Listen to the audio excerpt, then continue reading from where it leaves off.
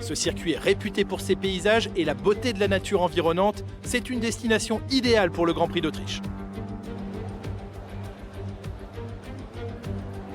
Le circuit de Spielberg est situé à 700 mètres d'altitude et n'est composé que de 10 virages, ce qui en fait l'une des pistes les plus courtes du calendrier.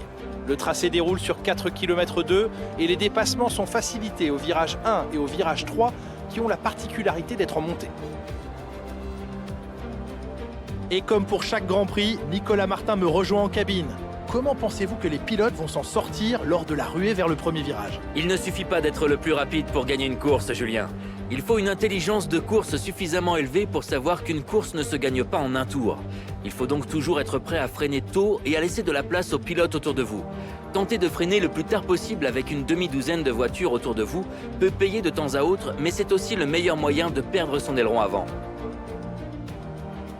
Observons l'ordre de la grille de départ de la course d'aujourd'hui. Valtteri Bottas part en pole position, accompagné de Sébastien Vettel à la deuxième place. Derrière eux sur la grille, nous retrouvons Verstappen, Hamilton, Charles Leclerc et Albon, Norris, Stroll, Ocon et Sergio Pérez, Ricciardo, Magnussen, Carlos Sainz et Grosjean, Raikkonen, Giovinazzi, Nicolas Latifi et George Russell. Gasly et Daniil Kvyat qui ferment la marche. Ça y est, il est l'heure du départ. Tournons-nous vers la grille pour la course du jour.